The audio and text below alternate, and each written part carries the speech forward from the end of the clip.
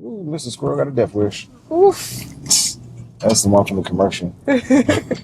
He just gave somebody else tap. Mm-hmm. Oh, why did I turn the mics on today? Well, first, thank goodness we have mics today, and I think we have a system since we had tragedy in the woods on our first outing yesterday. Yeah, yesterday was just quite a day. It was beautiful and restful, but it was also chaos in the woods. Yeah. There's definitely chaos in the woods. We lost the phone. Babe, your phone!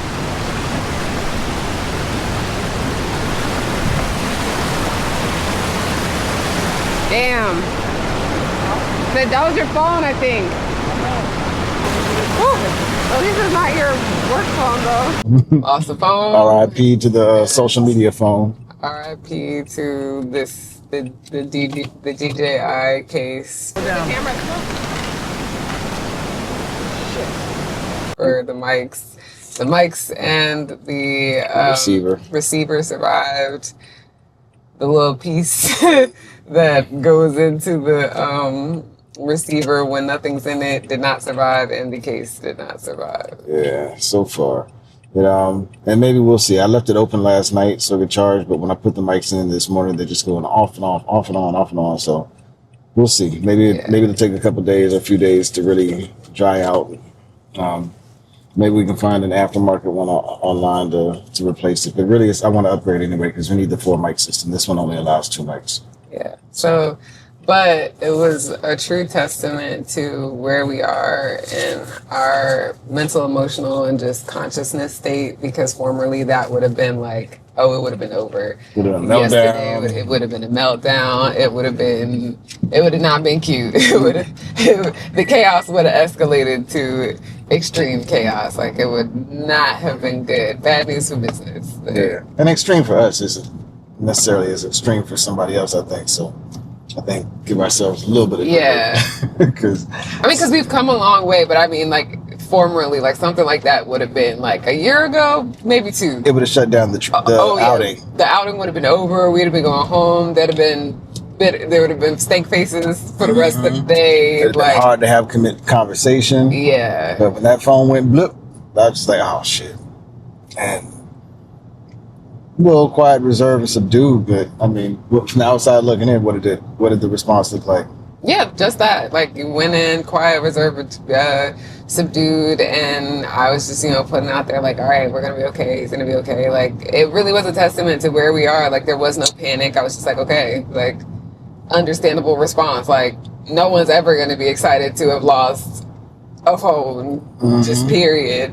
Let alone a couple $1,000 phone, even though it's several years old. It's just like, this phone was serving a purpose. Otherwise, we wouldn't have it. So, a tool was lost. And yeah, I think that was, for where we are now, that was an appropriate response to just take a beat, to be like, damn. But it was a beat. It was like, damn. And then we were right back in synergy and sitting on the rock. And then yesterday was all sorts of chaos because we went to one of our favorite spots. We actually found it. We couldn't find it for a long time, so we found one of our favorite spots out there. And then Zen just could not get comfortable. He would not sit still. He would not lay down. And we've been to the spot plenty of times, and he stretched out, laid down, been cool. Couldn't find a spot today. Could not find a spot today. Could not. Yesterday could not rest.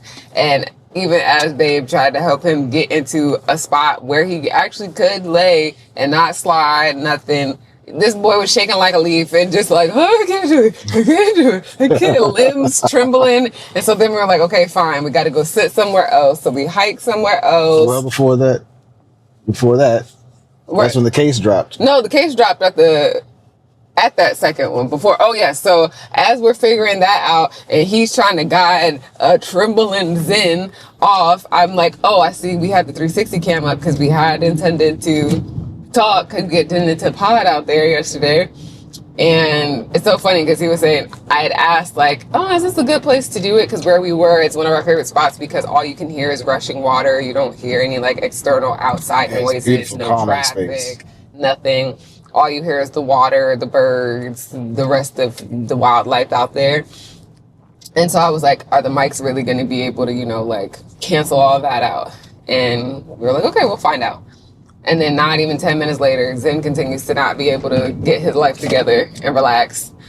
And so that leads us to have to say, okay, we're going to go situate somewhere else. And so he hands me the case. We still had we had mic'd up and everything. So he just handed me the case so we could help guide Zen off the rock and start our journey somewhere else. And the phone. So didn't Not drop the phone that got lost. Didn't drop the good phone. The actual workhorse phone.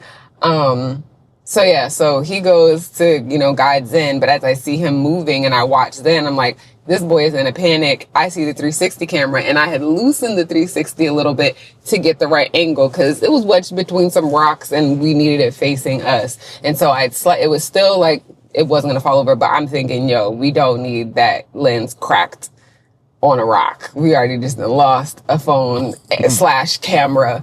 So let's not. So I'm like, babe, the 360. And he sees it, but he's also like wrangling Zen. And so then I'm like, oh no, because I'm seeing what looks like it's about to be, we about to lose another piece of tech. And so I stand up and then drop the mic case because I'm freaking out over something else that may or may not have actually been a something. And so next thing I know, as soon as I'm realizing what happens, I go to try to grab it, not quick enough. Case goes into the water, but the phone remains in my hand. So if we don't lose another phone, we lose the case. Yeah. Wow. So. But that still didn't stop our outing. That didn't stop our outing. Found a rock to hang out on. We found a flat rock that ain't had no divots and whatever, and no uneven, like flat, where that little boy could lay down completely, had all the space. And of course, having all the space, still wanted to be attached because he is a Velcro puppy. He is a Velcro baby, and we love him. Sad to say he's not here today. He's being watched by auntie. Yeah, because we both have places to go, things to do. I'm headed to work, and then he's headed to the studio. To the studio, still has yet to be named studio. Yeah. It's you'll learn more. So yeah, but we found another spot. Got comfortable, actually spent another maybe 30, 40 minutes out there decompressing and just vibing, and also took the message like, okay, today was just supposed to be you get out here, get some fresh air, get some sun just for yourself, no work, because we've acknowledged that Fridays and Sundays are our day off. And so it was also like, all right, y'all was about to, even though you enjoy like potty and doing the things, like that's still work technically. Yep, so shut it down. Yeah. It's your day off. You have been working nonstop for weeks. Yeah. So... Nonsense. And you really did, like, seeing you go into rest and digest and, like, your body really just go into, like, nah, we need sleep. And we also had our hints before we left because we just could not get out of bed. Because he did his normal early wake up and then came back, and I was just, like, a lounge lizard. I was, like, glued to the sheets, like, could not move if I wanted to. And so we kept being like, all right, we're going to get up in a little bit and go get this walk. We're going to get up and go get this hike. I'd also had a phone call that yesterday morning that had a number of what would have formerly been considered triggers, I guess, but definitely a little nuisance moments in there. Not with the person I was talking to, but some of the subjects and topics that came up were definitely not love, and I think that put me in. That's probably a work type of thing too. So I probably shouldn't have taken that call yesterday either. And I said that too. I was like, you cheated and had a work call on a Friday. Yeah, but I look at my passions as, they say if you love what you do, you'll never work a day in your life. And it's like, that's an opportunity to blah, blah, blah. But yeah, I got it now. A message received, days off. And draw that line a little more clearly. So I'm with it now. Yeah. So great lesson. Hopefully we'll remember it. Hopefully I'll remember. You might need to remind me. Yeah. And then you might need to get frustrated with me when I don't listen when you remind me. But man, I didn't turn this on to talk about that so much, though. I thought I turned it on because of our conversation this morning and what tomorrow is. I figured, you know what? Even if we don't share this might be a good moment of reflection, because it sounds like you had a breakthrough on something that you helped me have a breakthrough on years ago, and not a breakthrough in the sense that something is necessarily changing yet or not. I don't know any of that, but just if you're welcome, if you want to, if you welcome it, and if you'd like to, I'd love to kind of talk through it, because I think it's something that I've got that project I want to do one day. That's related to the topic. Yeah. And maybe this will provide us something to look back on, if not something that we want to share now to help us with the project. Because I think a lot of people are having these challenges or have these challenges and could use some help learning to navigate them. Because as I've kind of learned this week, and I had the conversation, well, since I'm going into it, with my mother this week about our period of separation. My mother and I had a period of no contact. When I went into my severe deep depression, I pulled back from everybody and created distance from just about everybody in my life. And when she and I came back together, I talked to her this week about how that period, in my mind, it was all because I was upset with her and she was the problem in my mind. She was the root of everything. And then I had to recognize, in that process, and I really kind of recognized as I was talking to her that period was really more about me and me learning how to show up in our relationship differently, considering who she is, considering her backstory, and learning how to still make sure that I don't self-sacrifice or lose myself when I'm in her midst, and don't allow who she is to impact who I am. That was okay as a child. That's how it's supposed to be as a child. But kind of as we grow, the lesson was that you've got to learn how to be who you are, regardless to who your parent is, and still find harmony. Well, I want to. What's important to me is to still find harmony in the midst of that. And I wouldn't have found that without help from you and help from Caritza at a time when I was resistant to even considering rekindling or reconnecting. So our conversation from this morning, is there anything that you wanted to reflect on or that stands out to you from our conversation this morning from your experience? Is that something you'd rather just kind of sit on for that?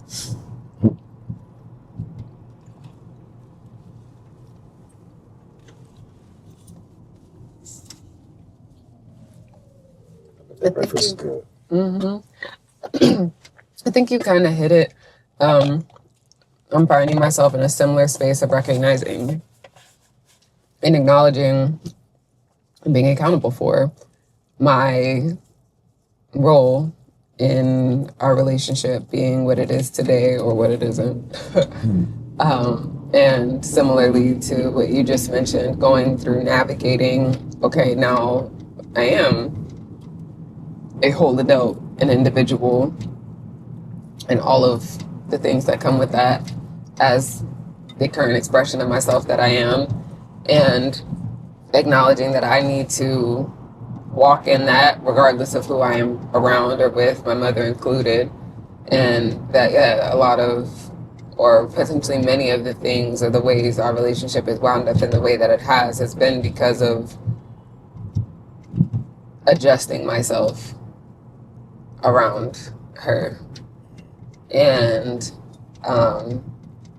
being so dire and wanting of a relationship with her that I was self-sacrificing in ways that I, for a long time, couldn't even see the depth and breadth to which it was impacting me negatively.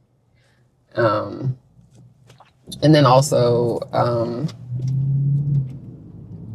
making peace with the fact that I needed space to just fully bloom into this new iteration of myself that I'm in, and realize that I got to a point where, as it stood, I could not arrive where I have arrived and still be in relation with her at this time. Like, it was actually acknowledging it was actually necessary for me to have space, and I didn't have the quote-unquote traditional American childhood to adulthood flow. Like, I did not go the college route, which is still less common now, but was very much a part of the conceptualized plan as I was growing up. And then the older I got, like, there were still parts of me that were very good at self-advocating. And one thing, especially after my father passed away, that I was clear on was like, school wasn't for me. And so I didn't go to school. And so where most folk get a chance to break away, go sort some things out, find themselves or establish themselves independently of their parents, I never really had that because I stayed very close adjacent to home, even when I wasn't at home. still had a very close-knit relationship with my mother that through the pandemic, I think it hit a climax of recognizing just how much was beautiful, but also how much wasn't working. And I didn't know how to navigate finding a middle ground through that. And part of that was because there was still a whole lot unhealed from myself or within myself that I hadn't acknowledged, unpacked, forgiven, gotten familiar with. And so this time was crucial for me to, similar to like you said, to get to know me and to get to establish a relationship with myself and self-love for myself. That was another deep journey. My father's death in 2016 catapulted me into was realizing I didn't love myself for myself. I love myself through the proxy of my parents. And I love myself because I was like, oh, they love me and think I'm great, so it must be true. I didn't have that like personal understanding or belief or knowing for myself. And so in going through that, it helped me release the dependency I had on receiving that from my parents once I lost it from my father. And then I think in coming through that, it necessitated me also needing space from my mother once I was recognizing things and being able to hold some things at a distance and look at them, not from being in it. And then moving in with you during the pandemic, I think also gave me the space to sort of process kind of that concept of you can't heal where you hurt kind of idea. It gave me the space to sort of be able to begin reflecting on some things that I was just sort of packing away, avoiding, or just saying, you know, like, hey, can't right now because of the space I was in. And then once I had my own space with you, yeah, it's like the floodgates just opened. And I think that's sort of compounded to where we are now. And with me being able to, one, request and make the uncomfortable decision of taking space from my mother, like that's something I thought I would never do because I thought I would just fall apart if I didn't have some modicum of connection with my mother. And having to realize that, like, no, being so desperate and longing for that connection is part of what was making me suffer. And that I am so much the better for doing the uncomfortable thing and believing and knowing that this isn't it. We will recover, we will heal, we will be able to come back around and actually get to know each other from the standpoint of two adults. And that we will have, at bare minimum, the chance to make a decision from a different place than where we had been. And so I think that's a big part for me that I'm really grateful for. And the aha for me was I finally arrived at the place of being able to acknowledge my role in it instead of just feeling more so in the victim space of like, this has just been horrible. And also being able to acknowledge like there has been and there is so much beauty to our relationship and holding two truths simultaneously of there's immense beauty and joy and wonder and things that I'm grateful for. And then there is also immense ugly and pain. And being able to hold those two truths simultaneously with love instead of with anger and frustration. They're still hurt. 100% still hurt. It's just the hurt isn't causing anger and things that I think are harder to be moved through or seen through. Like, I feel like anger brings irrationality, but hurt or sadness, it's like I could convey that without potentially doing harm because I'm in a rage and anger, which is a lot less easily managed when it's like when you're in the thick of it. Which I think is why I also mentioned like why it was such a big deal that neither one of us like lost our shit yesterday. Come around the front. Okay. Which is why I think I was saying it was such a big deal that neither one of us lost our shit yesterday, because it's like, yo, when you have those brute moments of like a white rage, I'm just like you just out of body a little bit. It's like there's literally nothing you can do about it. Those emotions just whoop, rise. And I think that also speaks to our practices. We've found in different ways transmutation practices over the last several years that really help anchor us into the present and it just into a balanced state of equilibrium that's allowed us to traverse things that would have formerly been like catastrophic. Roads. Yes. Yeah, and so I think both of those things sort of happening simultaneously. Oh yeah, it is right next to Cowtie. Yeah. Right behind that tree. But yeah, I think both of those things really sort of aligned, and then having to do some other uncomfortable self-advocation work in other areas of my life, I think also helped sort of create this through line of like the constellation connecting all together to become the picture, the beautiful night sky picture. You're so beautiful. Thank you. I appreciate that. And I think with that happening and with this presence and awareness we've both cultivated within ourselves, I think that more than anything really just allowed this breakthrough to just kind of happen, unfold. And I'm really grateful for that. Like, it also feels like an exhale. Yeah. Because it feels like since we came back to Maryland, it feels like we've been in a fucking pressure cooker. Yeah. And, but it feels like that bomb basmati rice is about ready to come out and be like, ooh, smelling aromatic. The texture's just right. It's tender, you know, and it's feeling like that. Versus like whilst the pressure cooking was going on and the top was rattling and the the steam whistle was whistling, it was like, yo, shit was up. I didn't know what the fuck was like going on.